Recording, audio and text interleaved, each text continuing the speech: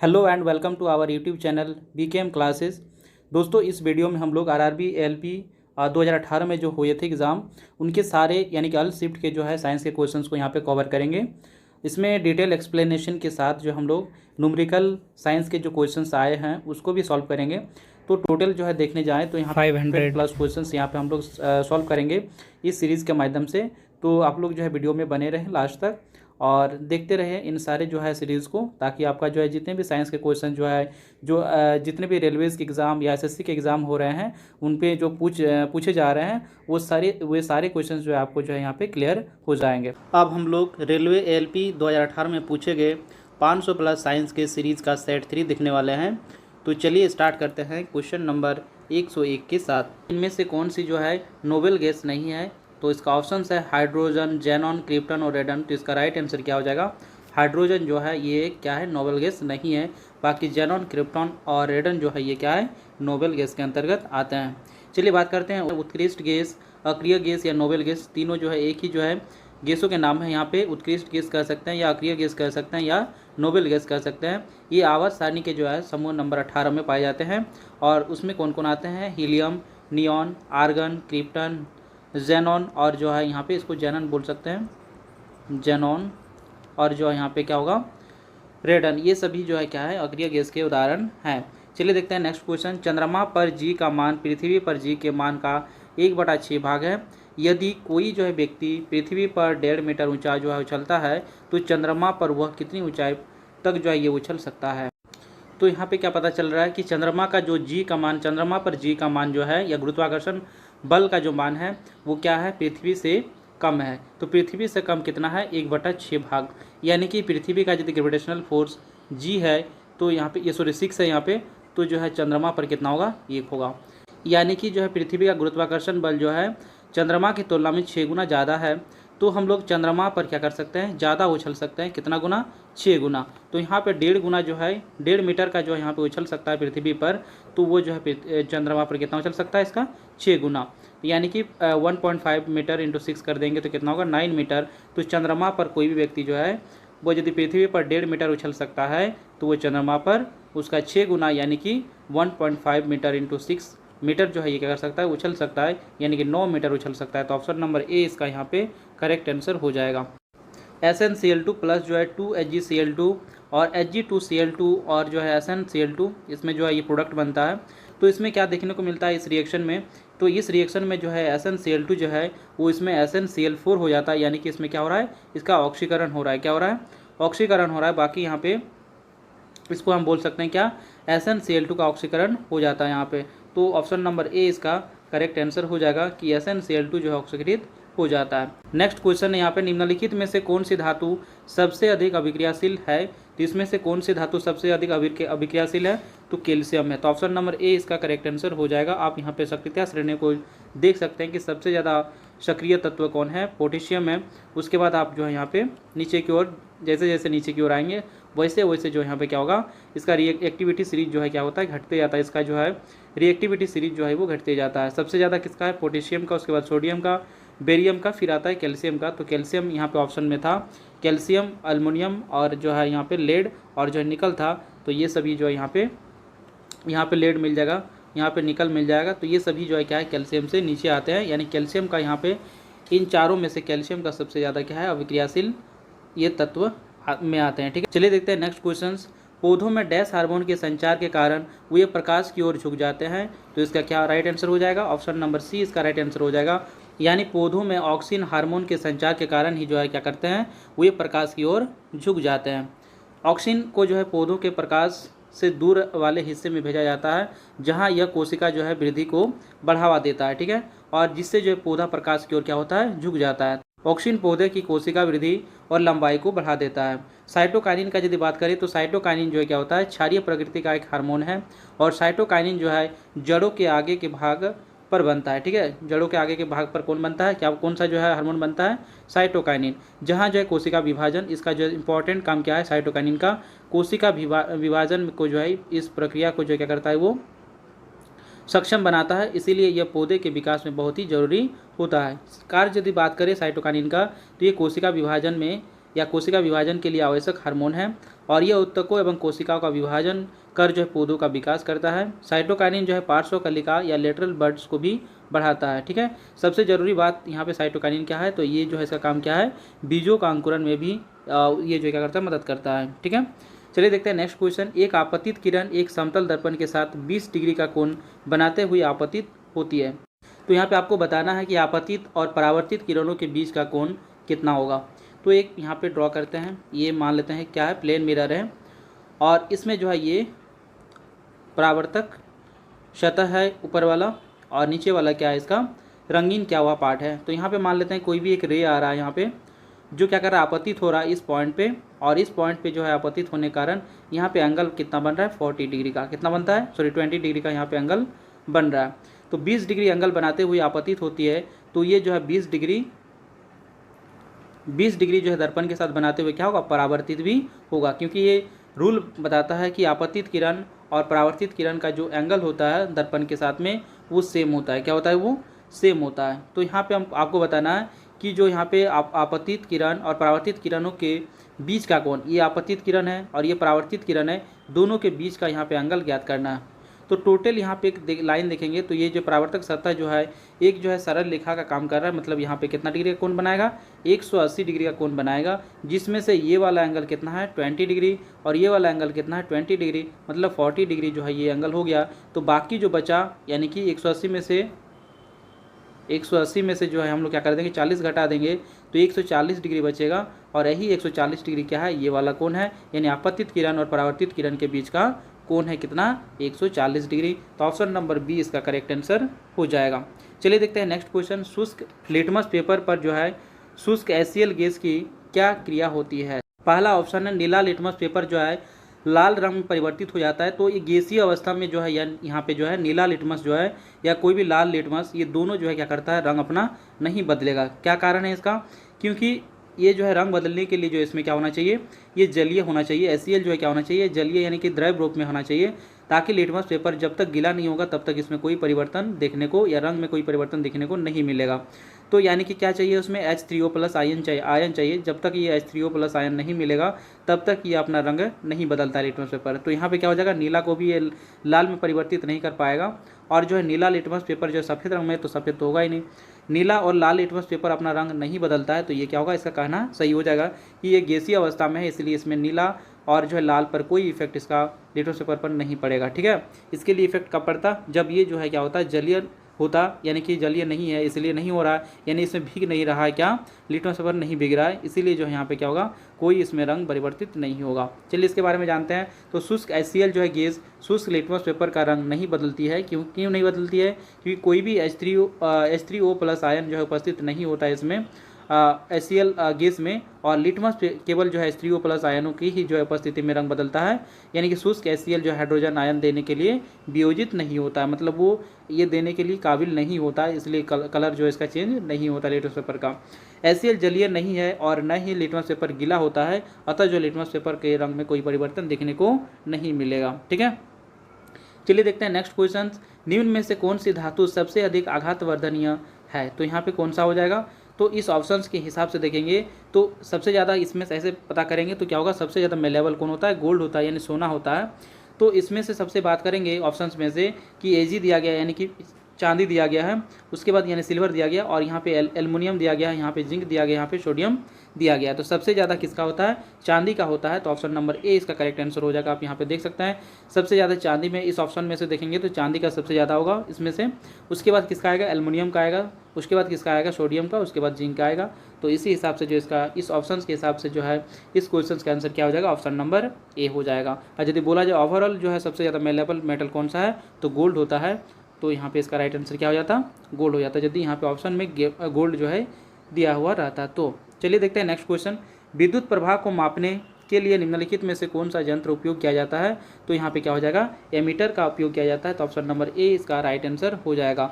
Volt meter से किसको measurement करते हैं, विभवांतर को। ठीक है, रियोस्टेट जो है क्या होता है, रियोस्टेट की बात करें तो यहाँ पे रियोस्टेट की यदि बात करें तो यहाँ पे क्या होता है, ये एक परिवर्तनशील अवरोधक होता है जो प्रतिरोध को कम और ज़्यादा करता है। ठीक है, विद्युत प्रवाह के प्रवाह को मैनुअल रूप से नियंत्रित करने की अनुमति देता है, मतलब इसको कम और ज़्यादा कर सकते हैं किसको, प्रतिरोध को। ठीक है, तो जब किसी सर्किट में रियोस्टेट का उपयोग किया जाता है तब ये क्या करता है, विद्युत धारा के प्रवाह को भी नियंत्रित कर सकता है। ठीक है, गैल्वेनोमीटर जो क्या करता है, करंट का पता करता है। तो चलिए देखते हैं नेक्स्ट क्वेश्चन। यहाँ पे आप देख सकते हैं, इसको जो अभी बताया वही सब यहाँ पे दिया गया है कि रियोस्टेट एक परिवर्तनशील अवरोधक है जो प्रतिरोध को कम या जो है बढ़ाकर विद्युत प्रवाह के प्रवाह को मैनुअल रूप से नियंत्रित करने की अनुमति देता है। जब किसी सर्किट में रियोस्टेट का उपयोग किया जाता है तो विद्युत धारा के प्रवाह को भी नियंत्रित किया जा सकता है। 4 तत्वों के परमाणु संख्या यहाँ पे दिया गया है। फ्लोरीन का 9 दिया गया है, यहाँ पे फास्फोरस का 15, क्लोरीन का 17 दिया गया और आर्गन का 18 दिया गया है। निम्न में से किन 2 तत्वों के रासायनिक गुण यहाँ पे समान होंगे, तो किनके समान होंगे, तो फ्लोरीन और क्लोरीन का समान होगा, क्योंकि एक ही ग्रुप का जो है ये तत्व है।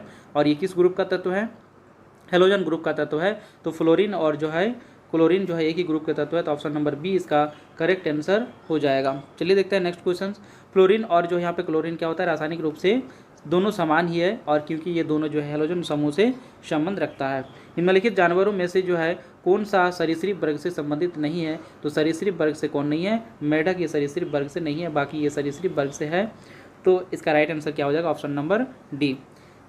नेक्स्ट क्वेश्चन है, जब बंदूक से गोली चलाई जाती है तो बंदूक पीछे की ओर धकेलती है, और यह उदाहरण जो है न्यूटन के कौन से नियम को दर्शाता है, तो ये न्यूटन की गति का तीसरा नियम बताता है। तो न्यूटन का तीसरा नियम ये कहता है कि कोई भी क्रिया की समान और विपरीत प्रतिक्रिया होती है। तो इसका राइट आंसर क्या हो जाएगा, ऑप्शन नंबर बी, यानी गति का तीसरा नियम के अनुसार जो है क्या करता है, बंदूक से गोली चलाने पर बंदूक जो है पीछे की ओर धकेलती है। तो ऑप्शन नंबर बी इसका करेक्ट आंसर हो जाएगा।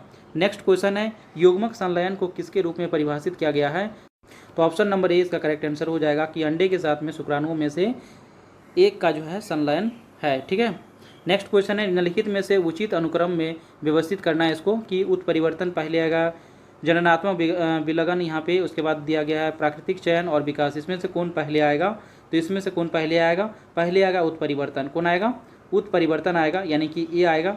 उसके बाद यहाँ पे क्या आएगा, जननात्मक जो है विलगन यानी कि रिप्रोडक्टिव जो है आइसोलेशन, उसके बाद आता है नेचुरल सिलेक्शन, उसके बाद आता है इवोल्यूशन, यानी कि यहाँ पे ए बी सी डी ये सीरियली दिया गया है। तो ए बी सी डी जो यहाँ पे इसका सीरियल आएगा।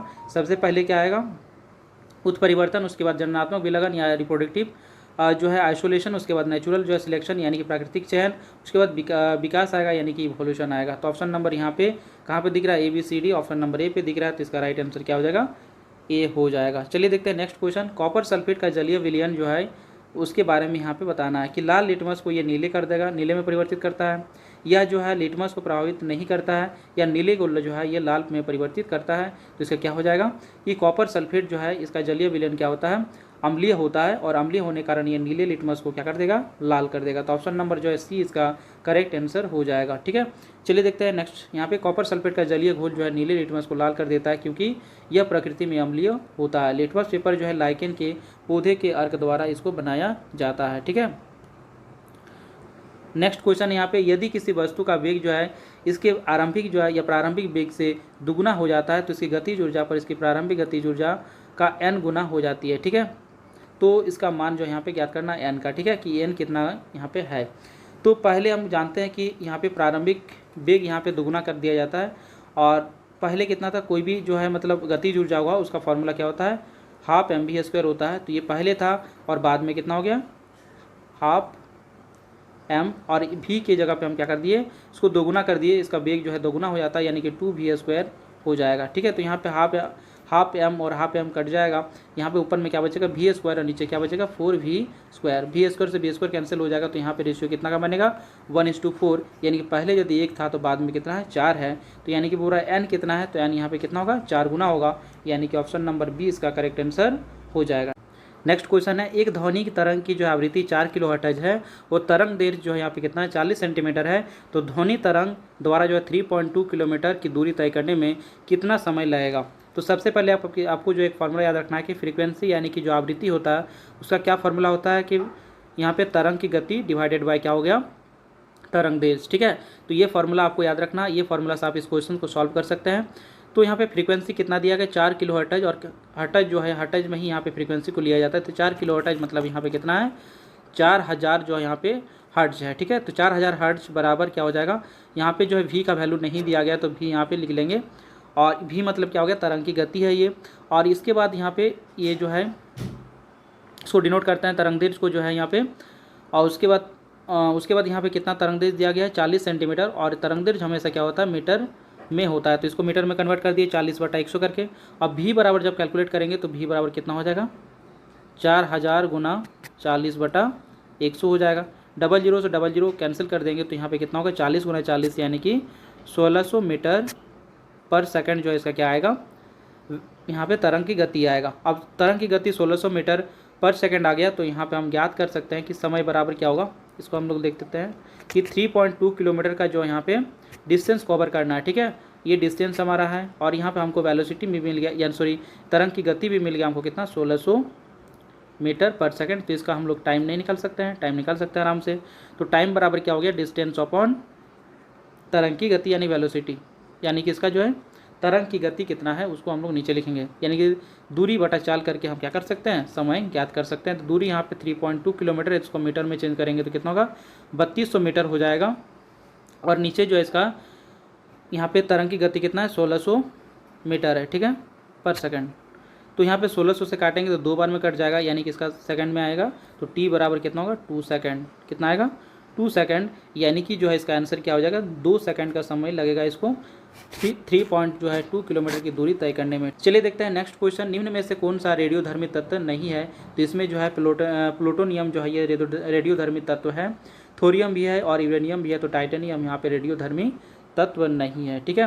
रेडियोधर्मी तत्व जो है परमाणु से बने होते हैं और जिनके नाभिक जो है अस्थिर होते हैं। जो भी रेडियोधर्मी तत्व होते हैं उनके नाभिक क्या होते हैं अस्थिर होते हैं, और वो जो है स्थिरता प्राप्त करने की प्रक्रिया के हिस्से जो है के रूप में परमाणु विकिरण जो है छोड़ते हैं, ठीक है। ये जो अपने आप में खुद में स्टेबल होने के लिए क्या करता है, इसमें ये परमाणु जो है विकिरण छोड़ते हैं, और विकिरण का उत्सर्जन जो है रेडियोधर्मी परमाणु को दूसरे रासायनिक तत्व के में बदल देता है, ठीक है। यानी कि इस रेडियोधर्मी जो है परमाणु को दूसरे तत्व में बदल देने का काम कौन करता है, ये विकिरण, ठीक है, जो स्थिर हो सकता है या रेडियोधर्मी हो सकता है, जैसे कि यह और अधिक जो है क्षय से गुजरता है, ठीक है।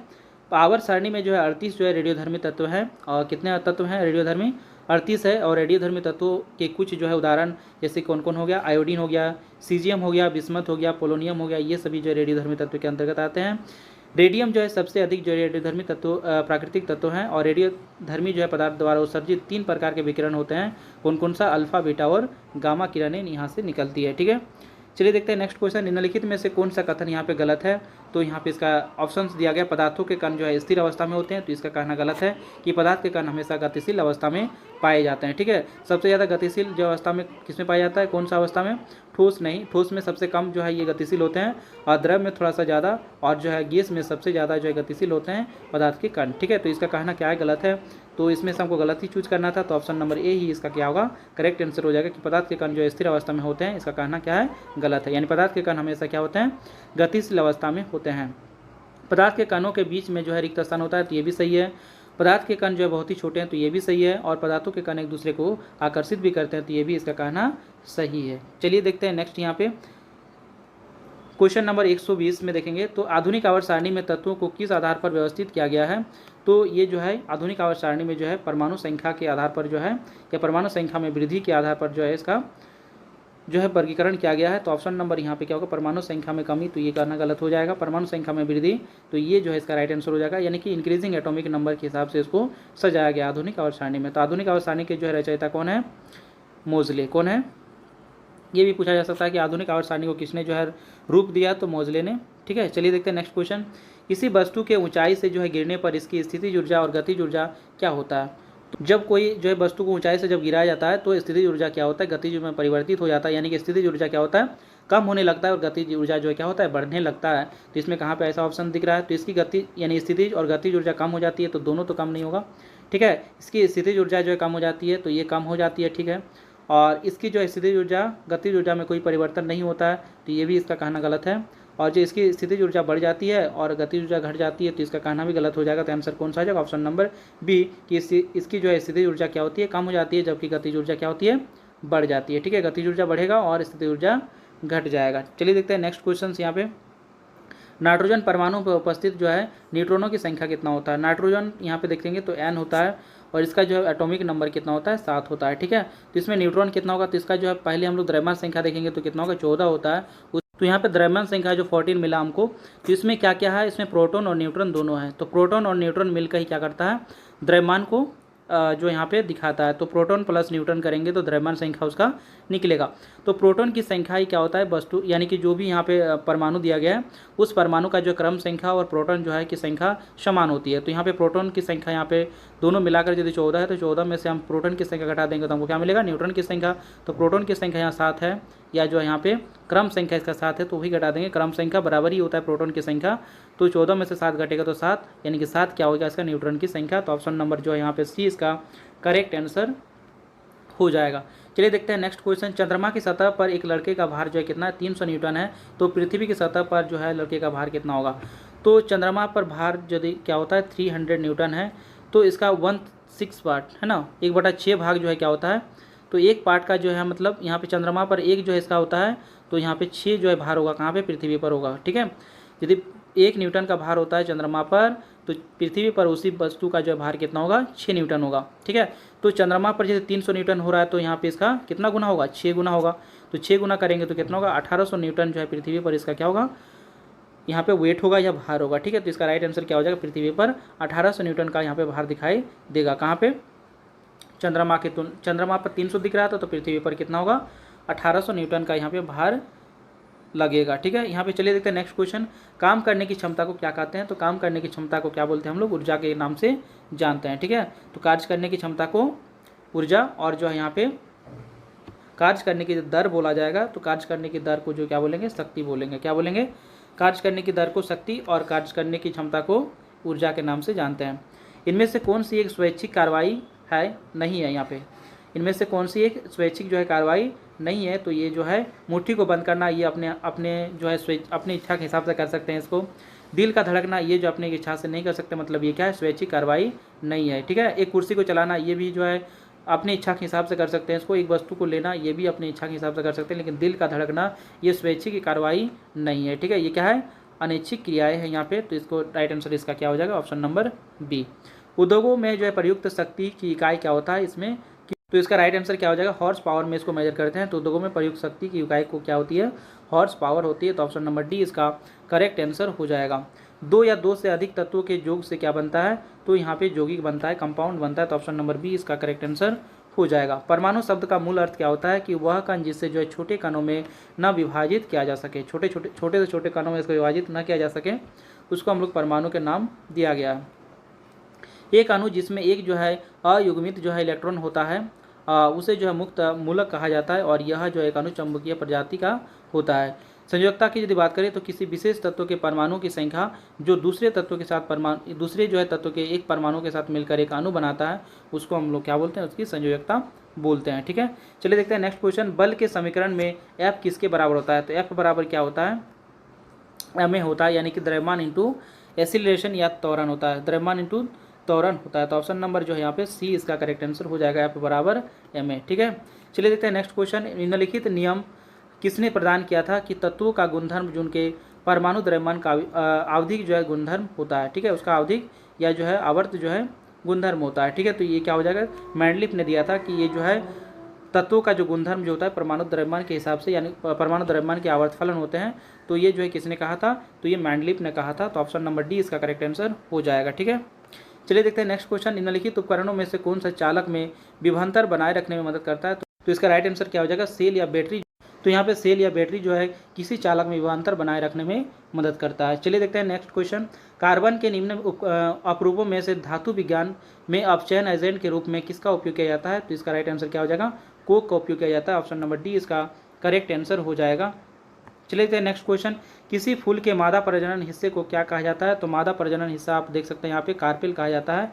तो ऑप्शन नंबर यहाँ पे क्या हो जाएगा, डी इसका करेक्ट आंसर हो जाएगा। ये कार्पेल पार्ट है, यहाँ से यहाँ तक देख सकते हैं। इसमें कौन कौन सा पार्ट आते हैं, स्टिग्मा आते हैं, स्टाइल आते हैं, उसके बाद पोलन ट्यूब आते हैं, उसके बाद ओवरी और ओव्यूल आते हैं। तो ये सभी जो है कार्पेल के अंतर्गत आते हैं, और या रिप्रोडक्टिव जो पार्ट है ये किसका, फीमेल पार्ट का। ठीक है, उसके बाद पीटल यहाँ पे देख सकते हैं, ये पीटल है। और यहाँ पे जो मेल पार्ट है कौन कौन सा, स्टेमन। मेल पार्ट कौन सा है, स्टेमन। उसके अंतर्गत कौन आते हैं, एंथर और फिलामेंट आते हैं। तो इसको आप फोटो से देख सकते हैं। चलिए देखते हैं नेक्स्ट क्वेश्चन। नेक्स्ट क्वेश्चन है 1×10⁻⁵ मोल प्रति लीटर की हाइड्रोजन आयन की सघनता वाले 1 बिलियन का पीएच स्तर क्या होगा। तो पीएच का वैल्यू यदि निकालना है तो पीएच बराबर क्या होता है, -log ये फार्मूला है इसका H+ आयन यहाँ पे लिख देंगे। तो pH बराबर क्या हो जाएगा माइनस लॉग H+ आयन कितना है 10⁻⁻5, 1 के साथ में मल्टीप्लाई है तो इसका कोई हम लोग 1 को मल्टीप्लाई करने से सेम ही रहेगा, इसलिए हम नहीं लिखते वहाँ पे। अब कोई भी चीज़ का यहाँ पे 10 का पावर -5 दिया गया तो इसका फॉर्मूला में क्या होता है कि माइनस लॉग, ये जो -5 है ये आगे चला आएगा, इस टाइप से इसको फिर से लिखते हैं, बराबर क्या हो जाएगा ये -5 जो है वो आगे की ओर चला आएगा लॉग के, तो -5 हो जाएगा, और ये पहले से माइनस यहाँ पे था तो माइनस ये हो जाएगा। उसके बाद लॉग जो है यहाँ पे कितना हो जाएगा 10 हो जाएगा, कितना हो जाएगा 10 हो जाएगा। अब यहाँ पे देखते हैं तो -5 जो है -5 और यहाँ पे आगे में साइन लगा है माइनस का, तो माइनस माइनस क्या हो जाएगा +5 हो जाएगा, और log 10 का वैल्यू कितना होता है 1 होता है, क्योंकि नीचे क्या है 10 है, तो 10 का पावर 10 हो गया, मतलब कितना होगा 1 यानी कि 5। तो 5 आया क्या है इसका pH का वैल्यू, तो pH का वैल्यू यहाँ पे क्या हो जाएगा 5 हो जाएगा। ऑप्शन नंबर डी इसका करेक्ट आंसर हो जाएगा। 1 बिलियन का pH मान हाइड्रोजन आयन की सांद्रता जो है कि विलोम के लघुगणक के बराबर होता है। तो pH में जो है P का जर्मन में इसका अर्थ क्या होता है पोटेंज, क्या होता है P का अर्थ क्या होता है पोटेंज होता है, जिसका अर्थ होता है शक्ति। तो pH का यहाँ पे आप फॉर्मूला, इस फॉर्मूला से आप pH का वैल्यू निकाल सकते हैं उसके हाइड्रोजन आयन से, ठीक है। चलिए देखते हैं नेक्स्ट क्वेश्चन, ध्वनि किस माध्यम से गुजर नहीं सकता है, तो ये निर्वात से जो है नहीं गुजर सकता है, क्योंकि ध्वनि को गुजरने के लिए जो माध्यम की जरूरत होती है, चाहे वो ठोस द्रव या जो है गैस हो, ठीक है। चलिए देखते हैं नेक्स्ट क्वेश्चन, यांत्रिक ऊर्जा किनका योग होता है, तो यांत्रिक ऊर्जा जो है ये गतिज ऊर्जा और जो है स्थितिज ऊर्जा का योग होता है। तो ऑप्शन नंबर डी इसका राइट आंसर हो जाएगा कि ये गतिज ऊर्जा और स्थितिज ऊर्जा का योग होता है या सम होता है, ठीक है। चलिए देखते हैं नेक्स्ट क्वेश्चन, निम्नलिखित में से किसका उपयोग जो है पेयजल को कीटाणु रहित करने में या करने के लिए किया जाता है, तो इसका राइट आंसर क्या हो जाएगा ब्लीचिंग पाउडर, यानी कि ऑप्शन नंबर बी इसका करेक्ट आंसर हो जाएगा, जिसमें क्या होता है CaOCl2 रहता है, CaOCl2 ये रहता है ना, कैल्शियम ऑक्सीक्लोराइड रहता है, जो क्या करता है पानी को जो है कीटाणु रहित बनाता है, ठीक है। चलिए देखते हैं नेक्स्ट क्वेश्चन, कार्बन C12 के 1 मोल में कितने जो है परमाणु होते हैं, तो इसका कितना हो जाएगा आंसर 6.022 इंटू जो है 10⁻23 होता है, ठीक है। तो 6.022 यहाँ पे एक ही दिख रहा है, तो ये जो इसका राइट आंसर हो जाएगा 6.022 या 6.02 इंटू जो है 10⁻20 जो है इसमें ये एवोगाड्रो नंबर है, और यही जो क्या होता है कार्बन 12 के 1 मोल में परमाणुओं की संख्या है, ठीक है। तो ये इसका राइट आंसर हो जाएगा ऑप्शन नंबर बी। चलिए देखते हैं नेक्स्ट क्वेश्चन, स्पष्ट गूंज सुनने के लिए जो है मूल ध्वनि और प्रतिध्वनि के बीच का समय अंतराल जो है कम से कम कितना होना चाहिए, तो 1/10 सेकंड का होना चाहिए समय, तभी हम लोग क्या कर सकते हैं कोई भी जो है आवाज़ को जो है वो सुन सकते हैं क्लियरली, ठीक है। क्योंकि कोई भी जो साउंड आता है तो वो 1/10 सेकंड तक हमारे कानों तक रहता है, उसके बाद ही दूसरा कोई उसमें आ पाता है या वो दूसरे जो आवाज़ को सुन पाता है, इसलिए 1/10 सेकंड का गैप होना जरूरी होता है, ठीक है। तो इसमें जो है 1/10 का मतलब कितना होगा 0.1, तो 0.1 सेकंड का समय में यानी समय का गैप कम से कम होना चाहिए, ठीक है। तो यहाँ पे ऑप्शन नंबर डी इसका करेक्ट आंसर हो जाएगा। चलिए देखते हैं नेक्स्ट क्वेश्चन, यदि डोबेराइनर के त्रिक का पहला और तीसरा सदस्य जो है फास्फोरस और एंटीमनी है, तो इसका जो है त्रिक का जो है अगला जो है सदस्य कौन सा है या दूसरा सदस्य कौन सा है, तो पहला तीसरा दिया गया तो दूसरा हमको यहाँ पे ज्ञात करना। तो पहला और तीसरा का जो यहाँ पे योग होगा और उसका जो है यानी कि फर्स्ट प्लस लास्ट या थर्ड जो है डिवाइडेड बाय 2 करेंगे तो बीच वाला आना चाहिए, यानी सेकंड वाला नंबर आना चाहिए। फर्स्ट का जो भी द्रव्यमान संख्या होगा, लास्ट का जो भी द्रव्यमान संख्या होगा, यानी पहला जो भी तत्व है इसका उसका जो यहाँ पे द्रव्यमान संख्या और जो है तीसरा सदस्य का द्रव्यमान संख्या को जोड़ के आधा कर देंगे, तो ये जो है इसका त्रिक नियम के हिसाब से उसका क्या निकल जाएगा दूसरा तत्व निकल जाएगा इस ग्रुप का, ठीक है। तो यहाँ पे क्या होगा फॉस्फोरस का यहाँ पे देख सकते हैं, फॉस्फोरस का यहाँ पे कितना होता है 30.97 के आसपास में होता है 30.97, और उसके बाद जो है एंटीमनी का कितना होता है 121.76 होता है, ठीक है। तो दोनों को जोड़ेंगे तो लगभग कितना आ जाएगा, इसको मान लेते हैं कितना 31 और इसको मान लेते हैं कितना 122 मान लेते हैं, तो दोनों को जोड़ेंगे तो कितना आ जाएगा यहाँ पे 153, कितना आएगा 153 आएगा, और डिवाइडेड बाय कितना करेंगे 2, तो इसको डिवाइड करेंगे तो 7 बार में जाएगा 14 हो जाएगा, यहाँ पे फिर जाएगा यहाँ पे 13 हो जाएगा, तो 7 यहाँ पे 6 बार में तो 76 से कुछ आगे आएगा है ना, 76 के आसपास में आएगा ये, तो यहाँ पे 76 से थोड़ा कम आएगा क्योंकि हम यहाँ पे ज़्यादा नंबर ले लिए हैं, तो ये लगभग जो है 75 के राउंड में आएगा। तो ये 75 के राउंड में कहाँ पे दिख रहा है, आर्सेनिक जो है यहाँ पे आर्सेनिक का वैल्यू जो होता है 74.92 होता है, तो हम इस हिसाब से क्या कर सकते हैं, आर्सेनिक जो है इसका क्या होता है, ग्रुप में आता है। तो यानी कि इसका राइट आंसर क्या हो जाएगा, ऑप्शन नंबर सी, यानी कि आर्सेनिक जो है क्या होता है, फॉस्फोरस फॉस्फोरस, एंटीमनी और आर्सेनिक जो है ये डोबेनाइरर का जो है त्रिक नियम के हिसाब से फुलफिल है। ठीक है, चलिए देखते हैं नेक्स्ट क्वेश्चन यहाँ पे। उससे पहले देखते हैं कि लिथियम, सोडियम और पोटेशियम जो है ये त्रिक नियम का जो है फॉलो करता है। कैल्शियम, स्ट्रांसियम और जो बेरियम ये भी करता है। दूसरा यहाँ पे, और तीसरा वाला क्या है, क्लोरीन, ब्रोमीन और आयोडीन। और चौथा यहाँ पे फॉस्फोरस, जिसको आप यहाँ पे देख सकते हैं, एंटीमनी का यहाँ पे देख सकते हैं द्रव्यमान संख्या, और आर्सेनिक का यहाँ पे देख सकते हैं। दोनों को जो करके हम क्या करेंगे, आधा कर देंगे, तो ये वैल्यू हमारा प्राप्त हो जाएगा, यानी आर्सेनिक का द्रव्यमान संख्या पता चल जाएगा। ठीक है, नेक्स्ट क्वेश्चन है, निम्नलिखित में से कौन सा कार्बन का यौगिक नहीं है। तो आप जो है इस सारे ऑप्शन में से आप कौन सा इसका आंसर होगा, आप इसको कमेंट बॉक्स में पेस्ट करिए। इसका आंसर जो है आप लिखिए कमेंट बॉक्स में। ठीक है, चलिए देखते हैं नेक्स्ट क्वेश्चन। कवक की कोशिका भित्ति जो है किससे बनी होती है। तो ये जो है किससे बनी होती है, काइटिन की बनी होती है। तो ऑप्शन नंबर जो है डी इसका राइट आंसर हो जाएगा। तो कवक का जो है कोशिका भित्ति किससे बना होता है, काइटिन का बना होता है। नेक्स्ट क्वेश्चन है, गुणसूत्र में क्रोमेटिस जिस बिंदु पर संलग्न होते हैं उस बिंदु का नाम क्या होता है। तो उस बिंदु का नाम होता है सेंट्रोमियर। ऑप्शन नंबर डी इसका करेक्ट आंसर हो जाएगा। आप इस फोटो में यदि देखेंगे ध्यान से, तो आपको यहाँ पे ये जो है क्या होगा, इस टाइप का फॉर्म में जब दिया गया, तो ये जो यहाँ पे क्रॉस में जो यहाँ पे मिल रहा है दोनों, या जहाँ पे जॉइंट हो रहा है, उस बिंदु का नाम यहाँ पे क्या है, सेंट्रोसोम है, या गुणसूत्र जो है बिंदु के नाम से उसको जानते हैं। तो ऑप्शन नंबर डी इसका करेक्ट आंसर हो जाएगा।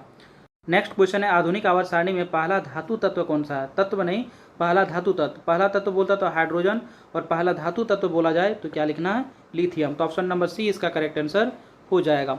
भ्रूण को एक विशेष उत्तक की सहायता से माँ के रक्त से पोषण प्राप्त होता है, तो इस प्रोसेस को क्या बोलते हैं। तो कहाँ से ये जो है ये रक्त जो है से पोषण प्राप्त होता है, तो ये जो है प्लेसेंटा, जिसको हम लोग गर्भनाल के नाम से जानते हैं। तो ऑप्शन नंबर बी इसका करेक्ट आंसर हो जाएगा।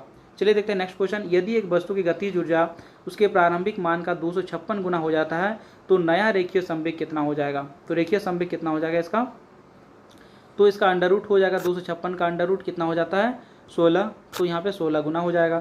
तो ऑप्शन नंबर जो है इसका प्रारंभिक का कितना होगा, 16 गुना। तो ऑप्शन नंबर सी इसका करेक्ट आंसर हो जाएगा। अंडर रूट गुना होता है एक वस्तु की जो है गतिज ऊर्जा उसके प्रारंभिक मान का 256 गुना है। प्रारंभिक का 256 गुना है, तो उसका हम क्या करेंगे, स्क्वायर गुना होता है, क्योंकि पहले यदि भी था, अब क्या हो गया, भी स्क्वायर हो गया। तो पहले कितना था, तो इसके लिए ये वाला भी बराबर क्या होगा, अंडर रूट भी हो जाएगा पहले वाला का, या बाद वाला का जो है बाद वाला का अंडर रूट निकाल लेंगे तो पहला वाला निकल जाएगा। जैसे कि यहाँ पे पहला वाला भी है और बाद वाला क्या हो गया, भी स्क्वायर है। तो हमको पहला वाला ज्ञात करना है, और बाद वाला हमको दिया गया है कितना है, 256 गुना। तो इसको जब पहले वाले के लिए हमको जाने के लिए क्या करेंगे, इसका अंडर रूट निकाल देंगे, तो हमको भी का वैल्यू निकल जाएगा कितना गुना, 16 गुना। तो इस हिसाब से इसका अंडर रूट गुना होता है, तो इसके प्रारंभिक मान का जो है 16 गुना है। ठीक है, नेक्स्ट क्वेश्चन यहाँ पे, पानी से भरे एक गिलास में रखा जो है यहाँ पे नींबू गिलास के जो है बगल से देखने पर जो है इसके वास्तविक आकार से बड़ा प्रतीत होता है, और इसका क्या कारण होता है। तो इसका कारण क्या होगा, प्रकाश का अपवर्तन। ऑप्शन नंबर जो है यहाँ पे डी इसका करेक्ट आंसर हो जाएगा, कि रिफ्लेक्शन ऑफ जो है लाइट इसका राइट आंसर हो जाएगा। नेक्स्ट क्वेश्चन है, निम्नलिखित में से किससे पुलों लोहे के जो है जंगले, यानी कि जिसको हम लोग जंगल नहीं बोलेंगे, जंगले है मतलब आयरन रेलिंग है, और धातुओं से बनी जो है सभी वस्तुओं को नुकसान पहुंचता है। तो किससे होता है ये दिक्कत, इसको कोरोजन से, यानी कि जंग से इसको जो है दिक्कत का सामना करना पड़ता है। ठीक है, लोहे की चीज़ों को किसी वस्तु द्वारा जो है उसकी स्थिति या विन्यास द्वारा प्राप्त ऊर्जा को क्या कहा जाता है। तो ये क्या कहा जाता है, इसको स्थितिज ऊर्जा, या ऑप्शन नंबर जो यहाँ पे डी होगा, यहाँ पे ऑप्शन नंबर डी इसका करेक्ट आंसर हो जाएगा। कि स्थितिज ऊर्जा जो यहाँ पे या पोटेंशियल एनर्जी जो होता है वो स्थिति के हिसाब से जो ऊर्जा जो है बनता है, यानी किसी वस्तु या उसकी स्थिति या विन्यास द्वारा जो प्राप्त ऊर्जा होता है उसको हम लोग स्थितिज ऊर्जा के नाम से जानते हैं, या पोटेंशियल एनर्जी के नाम से जानते हैं। नेक्स्ट क्वेश्चन, यहाँ पे चित्र को देखना है आपको। तो ये विद्युत परिपथ के संदर्भ में क्या इसको किस चीज़ को ये इंडिकेट करता है। तो ये जो विद्युत बल्ब को ये डिनोट करता है, या इलेक्ट्रिक बल्ब को ये डिनोट करता है इस टाइप का फिगर में। ठीक है, तो इसका राइट आंसर क्या हो जाएगा, विद्युत बल्ब। ऑप्शन नंबर डी इसका करेक्ट आंसर हो जाएगा। नेक्स्ट क्वेश्चन है और लास्ट क्वेश्चन है इस सीरीज़ का।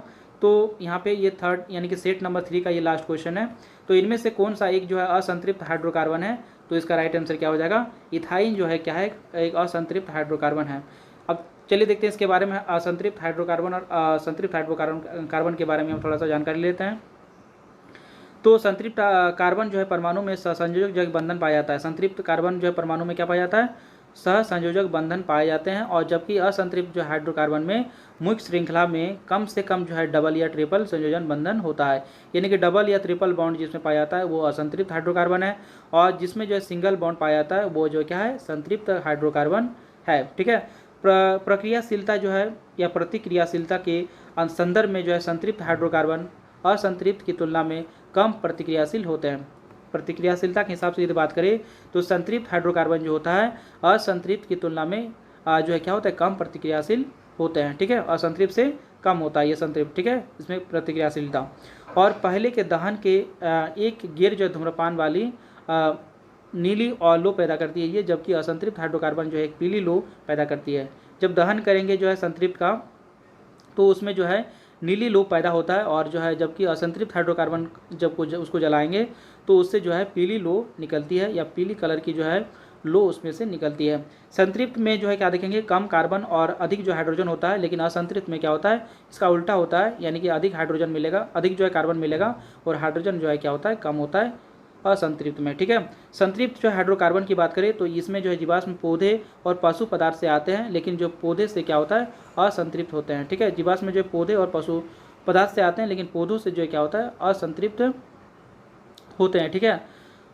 उसके बाद जो है उसके बाद जो संतृप्त हाइड्रोकार्बन जो होता है वो केवल एकल संयोजक बंधन में होते हैं, जबकि असंतृप्त होता है कम से कम डबल या ट्रिपल कार्बन जो है बॉन्ड में होते हैं। ठीक है, तो ये था जो है सेट नंबर 3।